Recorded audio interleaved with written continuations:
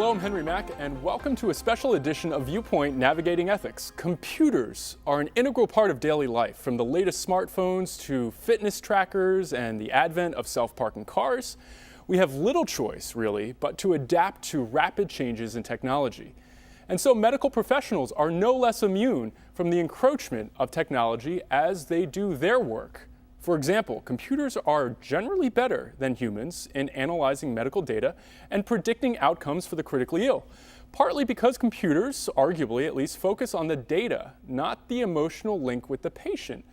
And so technology also boosts our ability to combat pandemics like the flu, Ebola, and now Zika by conducting widespread data collection and rapid analysis. But that extensive sharing and analysis of patient data raises very interesting ethical issues. So here to discuss the implications for policy and practice are Maren Gillis, Professor and Chief of the Division of Ethics and Humanities and the Arts at the Herbert Wertheim College of Medicine at Florida International University, Kenneth Goodman, Director of the Institute for Bioethics and Health Policy at the University of Miami Miller School of Medicine, Dr. Saima Chaudhry, Vice President of Academic Affairs and Chief Academic Officer at Memorial Healthcare System, and Ray Mosley, Associate Professor in the Bioethics, Law, and Medical Professionalism program in the University of Florida College of Medicine. So thanks so much for being here. A fascinating topic. Really excited for this special episode of Viewpoint to talk about computers in the practice of medicine. So Ken, maybe you can kick it off by talking about what's going on and why is this of interest? Well, interest and importance, as in every other area of our lives, business, communication, transportation, the health professions have come to depend completely on information technology. Mm-hmm. And generally speaking, the outcomes have been pretty good. The days when you could collect, store, communicate, transmit, and analyze information on paper are over. It was, in fact, you could argue that failure to adopt the new technology was itself blameworthy.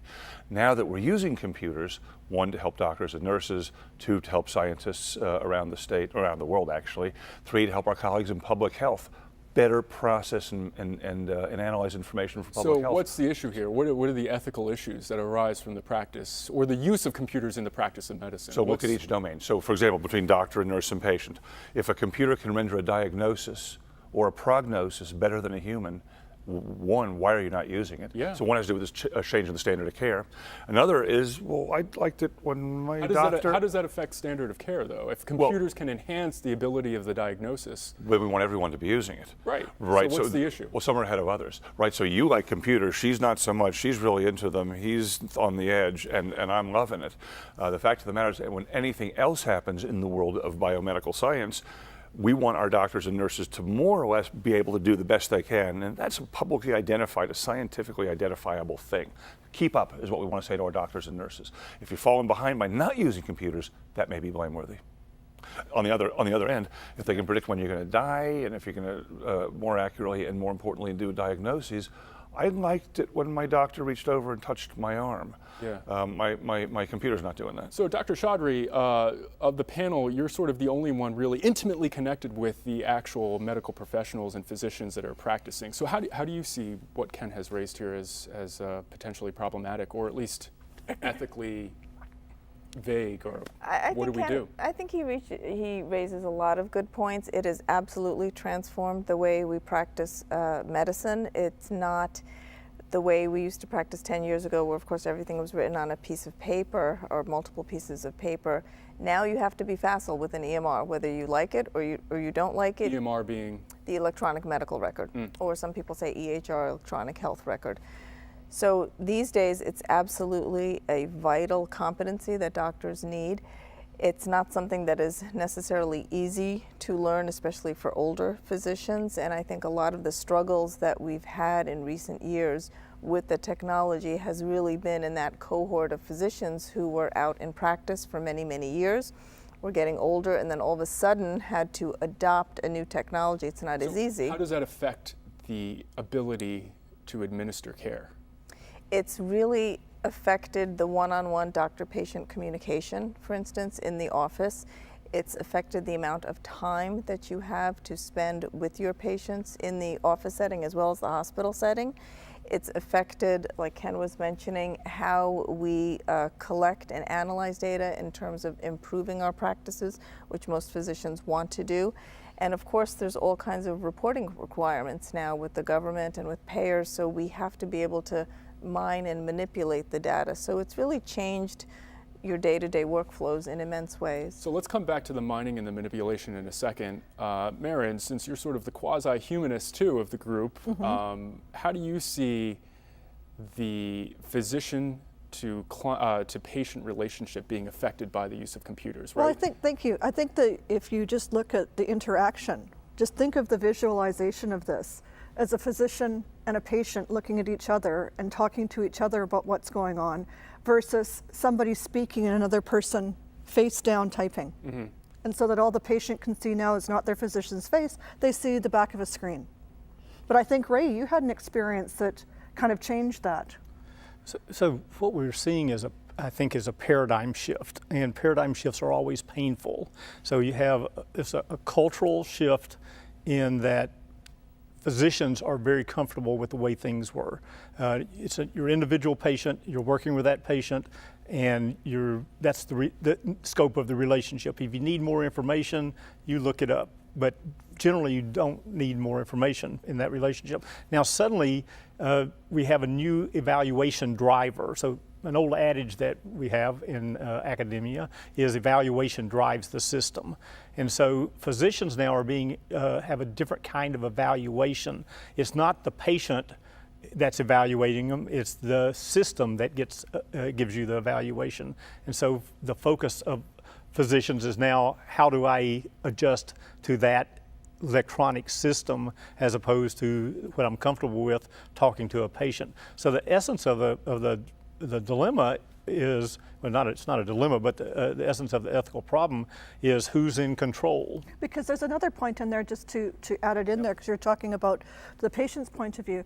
Many physicians, you hear them say often, now a patient comes into their office and the patient's got a mitt full of printouts from Google, like from WebMD and all these other sites. Or their actual phone in hand, right? Or their actual phone in hand and saying, tell me about this. And and there's a disconnect, and there's a lot of complaints about that, but I think of it as an opportunity for, because a lot of times physicians as well, we often talk about patients not being adherent to their regimens, and that patients aren't really involved with their health care, and patients feel, again, that wall, that back of the computer, that it is an opportunity to get involved and not just to have competing interests. So the the physician is no longer, in some sense, driving the system.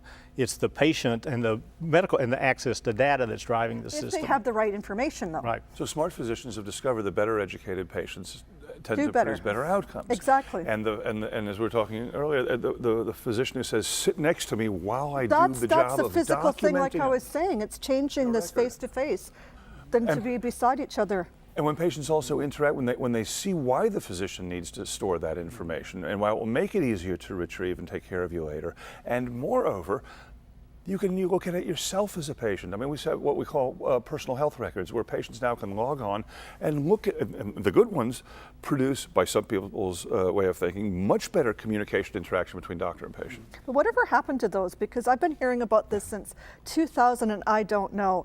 And I can remember even looking on there's Google, there was Health Vault, and there was a number of them, and I don't know what happened to those. So those were the ones, the big some large corporations did them, many insurance companies do.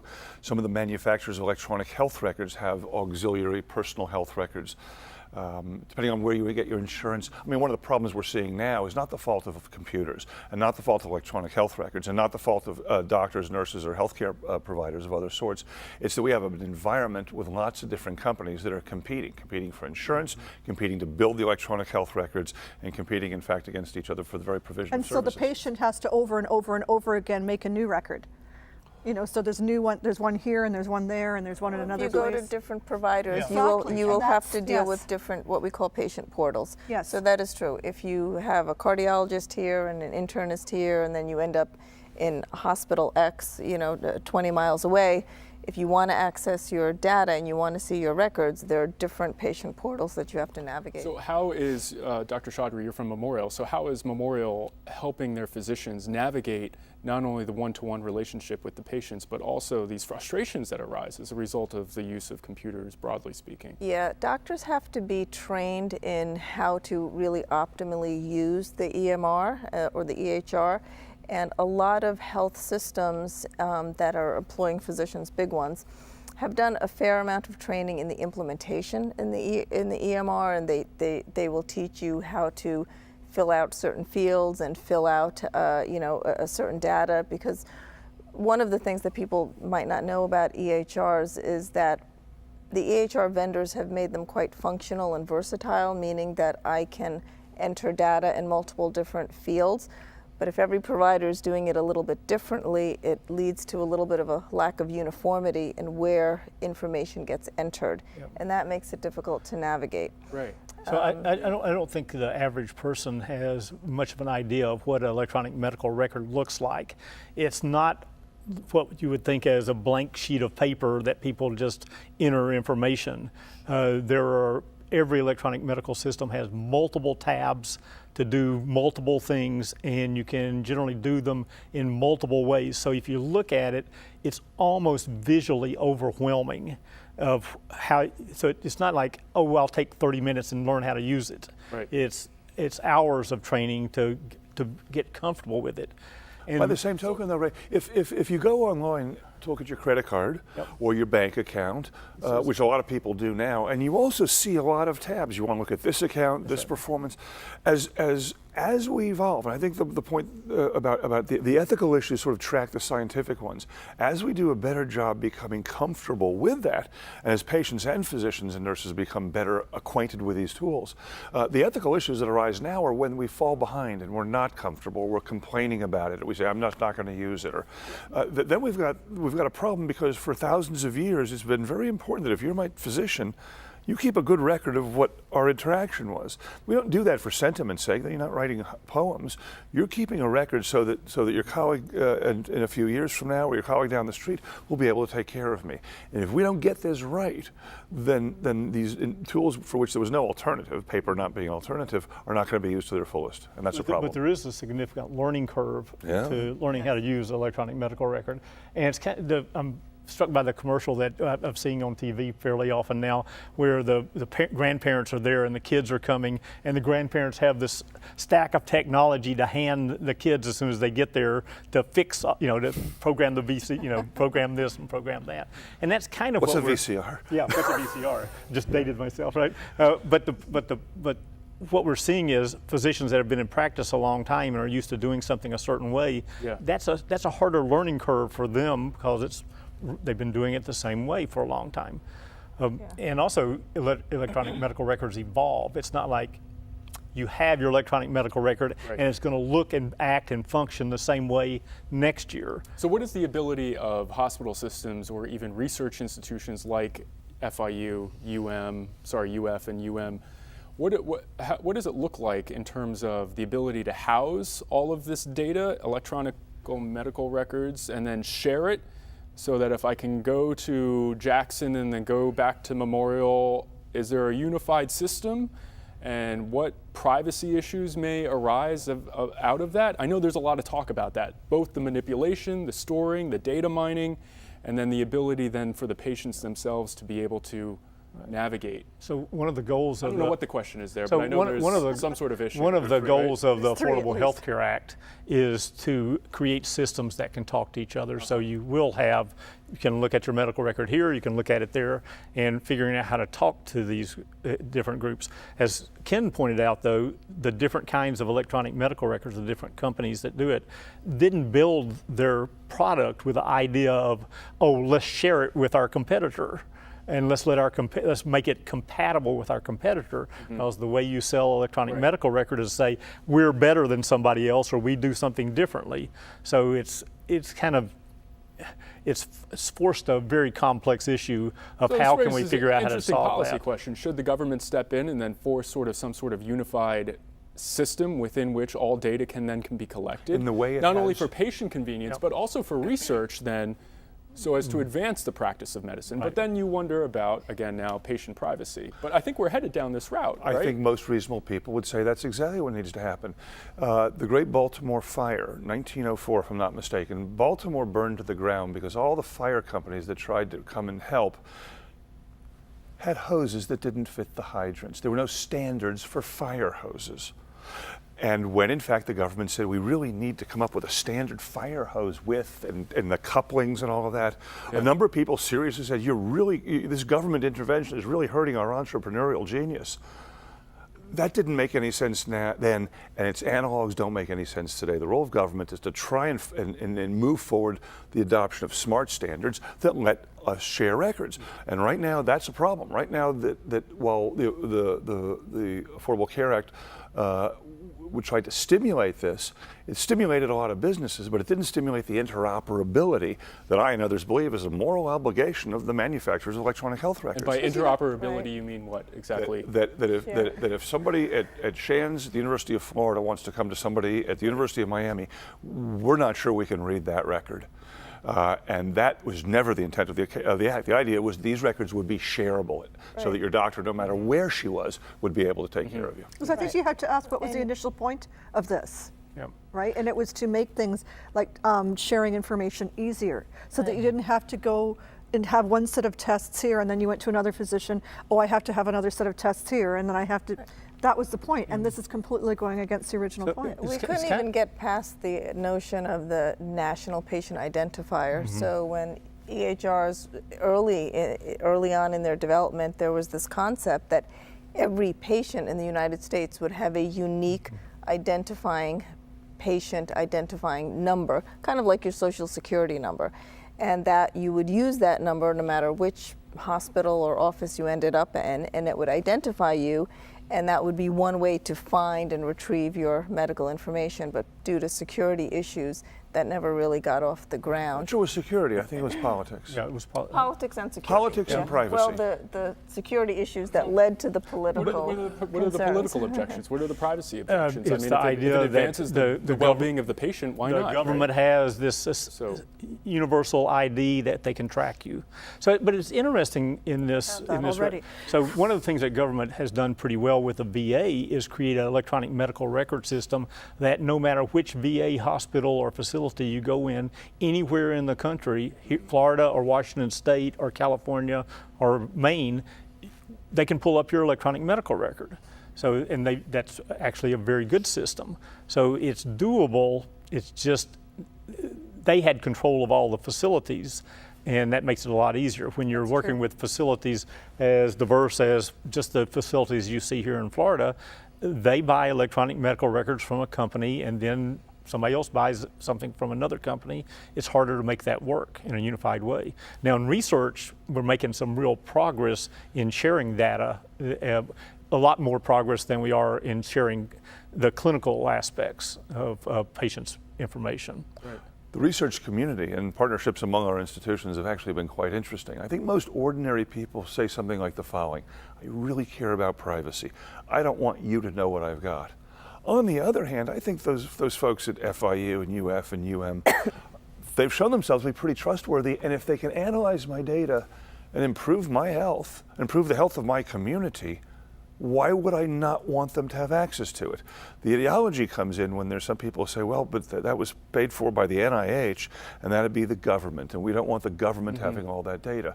That's not a concern we used to have in this country. We actually used to believe that our commonwealths could actually cooperate and collaborate without being oppressive. Are there any I think they still can, actually. Are there any means being developed to facilitate consent on the part of the patients to permit then this sort of expansive research? I mean, if one gives consent, then there's really no issue, right? But then I guess it's maybe collecting the consent or then storing the consent. Who owns the data? Who owns where the data? do Who you owns store the it? consent? Who Where owns does that, it? And those Who are has big access issues. to it? Who has access to it? How it gets used down the line? 1 year from now, 5 years from now, 10 years from now. So all those issues can be built into a consent form. And when we ask patients for that, it actually turns out very few people say no when you ask them that. So there is some of this, as Ken talks about, there's some real community consensus on the use of medical data. It's when it gets a little trickier if somebody's using that data to make money. For example, Exactly. if a drug company is getting that data to produce a particular pharmaceutical, that they're going to now turn around and make a lot of profit. And we saw the reaction, for example, just recently in the last 6 months on pharmaceutical industry that jacks up prices here and there, and the political and social backlash there. Right.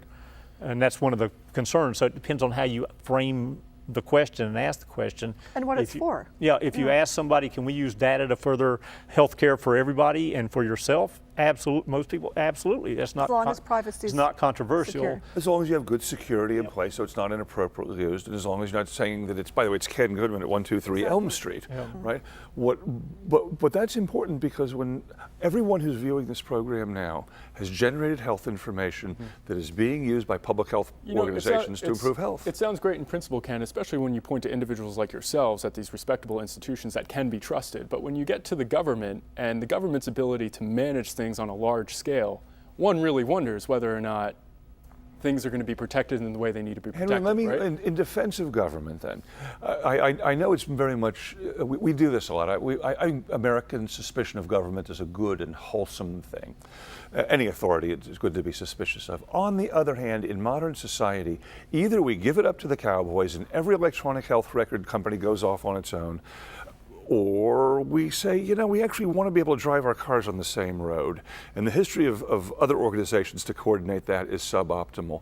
In our democracy, the more that we can ensure that governments don't overstep, that they are bound by the rules we're talking about and the privacy protections we're insisting on. And it's transparent. And you transparency, can, then they can do their duty also to keep us healthy. The tension here is a delicious one. If I said I want absolute privacy over my information, then you say, well, wait a second, that's going to hurt my family's health. And since I've benefited from your family's information and yours and yours and yours, then surely I have some moral responsibility to find someone I trust. Now, if we can't trust the government, and this is going to be a knee slapper to some people, then I don't know what's said about that. Don't say it. But in civil modern democracy, the governments are actually not as bad as some of the ideologues you hear on TV today would suggest. So interesting topics, right? So we've covered the research aspect, the privacy aspect as a result of the data mining analysis and, et cetera, but also sort of the doctor-patient dynamic as a result of the use of computers, both on the patient's end when they come in, but also the doctors, and sort of how that dynamic, that shift in power really, shift in power dynamic is navigated. I'm wondering whether or not computers are going to be able to predict my death or predict my diagnosis, and the extent to which really computers are going to end up doing it all, as it were. Well, that's the number one reason why most people go online, is to find out health information, because people are concerned about their health and they want more information about it. They want to know. They want some kind of certainty. But and you can go online and look at prognostic systems online. And there are there are systems Mm-hmm. for this and algorithms that will predict certain kinds So of are things. doctors currently using that? Are they employing I think some of them are, algorithms but in the there's ER? but one of the things is that it's like if you give people there's one of the issues that we have is something in science reporting or in what we call scientific literacy. And that we know this all the time, and people get so sick of hearing this, that one day coffee is good for you and the next day science tells you that coffee's not. And it's part of good citizenship, I think, that we have to be able to have a certain amount of understanding of what scientific studies are and what is being said when a scientific report comes out. Because there isn't one place and there isn't one certain answer. Sorry, so how does that relate to the initial question about the computers predicting my death or predicting Well, my because illness, you have the worry that comes along with it? there are algorithms and there are papers that will talk about specific things, but they're very specific. You can't have a general algorithm that you just put everything in there. Like, I mean, I've seen those online. Hey, like if you put Well, you're certain talking things about in. the general topic of clinical decision support. So I, as a clinician, when my patient comes to me and I've got the electronic health record open, there are now alerts that can come up. Say you come to me, your leg is swollen, and you're wondering, do I have a blood clot in my leg, otherwise known as a DVT? There are rules out there and scoring systems, and some EHRs will help me as a clinician bring up those rules when you come in with a swollen leg, and I can plug in your symptoms and your signs, and it will give me a certain score, and then that will translate into the probability that you actually have a DVT or a blood clot in your leg. Along with scores for other diagnoses as well. There's scores for all kinds of diagnoses. So that falls under this general rubric of clinical decision support, and those oftentimes are built into our EHRs. And if you're savvy enough as a clinician and you've got the time, you can actually use those, and it will help you make certain diagnoses, at least predict certain diagnoses. But there's lots of them now. So, there's lots of them. so your question presupposes that there's a simple answer for every complex problem. There isn't? That's hard to accept for a lot of people. Yes. And generally, the more complex the problem, the simpler answer we want. So the truth is, yes, there are some predictors that will give a range of a likelihood of something happening. But will it tell you you're going to die tomorrow at 3 o'clock? Unlikely to be able to do that. So that's incredible. So the beauty of aggregate data is we can ask really complex questions and begin to get some answers that maybe not apply directly to you today, but gives us information about your chance of something happening that gives your physician a better way to manage that. Excellent point. On that note, I want to thank you all. We're out of time, so please join us online, Facebook with Henry Mack, and we'll see you there. I'm Henry Mack, and thanks so much for watching. Do like computers. She's not so much. She's really into them. He's on the edge, and I'm loving it. The fact of the matter is that when anything else happens in the world of biomedical science, we want our doctors and nurses to more or less be able to do the best they can, and that's a publicly identified, a scientifically identifiable thing. Keep up is what we want to say to our doctors and nurses. If you're falling behind by not using computers, that may be blameworthy. On the other end, if they can predict when you're going to die, and if you're going to more accurately and more importantly do diagnoses, I liked it when my doctor reached over and touched my arm. Yeah. My computer's not doing that. So Dr. Chaudhry, of the panel, you're sort of the only one really intimately connected with the actual medical professionals and physicians that are practicing. So how do you see what Ken has raised here as potentially problematic, or at least ethically vague, or what do we do? I think he raises a lot of good points. It has absolutely transformed the way we practice medicine. And completely on information technology. And generally speaking, the outcomes have been pretty good. The days when you could collect, store, communicate, transmit, and analyze information on paper are over. It was, in fact, you could argue that failure to adopt the new technology was itself blameworthy. Now that we're using computers, one, to help doctors and nurses, two, to help scientists around the state, around the world actually, three, to help our colleagues in public health better process and analyze information for public health. So what's the issue here? What are the ethical issues that arise from the practice or the use of computers in the practice of medicine? So look at each domain. So for example, between doctor and nurse and patient, if a computer can render a diagnosis or a prognosis better than a human, one, why are you not using it? Yeah. So one has to do with this change in the standard of care. Another is, well, I liked it when my doctor... How does that affect standard of care, though? If computers can enhance the ability of the diagnosis... But we want everyone to be using it. Right. Right. So what's the issue? Well, some are ahead of others. Right. So Here to discuss the implications for policy and practice are Maren Gillis, Professor and Chief of the Division of Ethics and Humanities and the Arts at the Herbert Wertheim College of Medicine at Florida International University. Kenneth Goodman, Director of the Institute for Bioethics and Health Policy at the University of Miami Miller School of Medicine. Dr. Saima Chaudhry, Vice President of Academic Affairs and Chief Academic Officer at Memorial Healthcare System. And Ray Mosley, Associate Professor in the Bioethics, Law, and Medical Professionalism program in the University of Florida College of Medicine. So thanks so much for being here. A fascinating topic. Really excited for this special episode of Viewpoint to talk about computers in the practice of medicine. So Ken, maybe you can kick it off by talking about what's going on and why is this of interest? Well, interest and importance, as in every other area of our lives, business, communication, transportation, the health professions have come to rely, have come to depend. It's not the way we used to practice 10 years ago, where of course everything was written on a piece of paper or multiple pieces of paper. Now you have to be facile with an EMR, whether you like it or you don't like it. EMR being? The electronic medical record, or some people say EHR, electronic health record. So these days it's absolutely a vital competency that doctors need.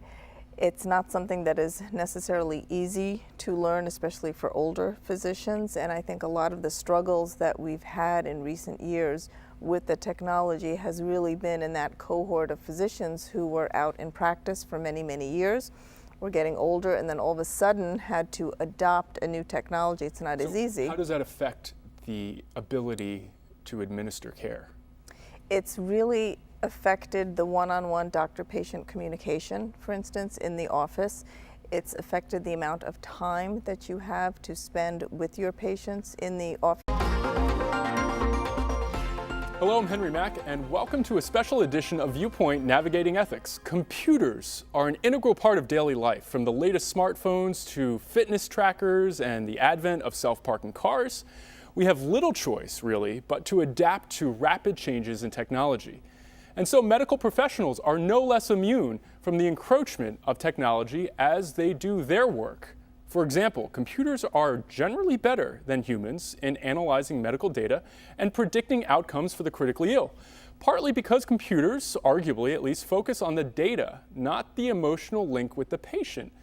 And so technology also boosts our ability to combat pandemics like the flu, Ebola, and now Zika by conducting widespread data collection and rapid analysis. But that extensive sharing and analysis of patient data raises very interesting ethical issues. So here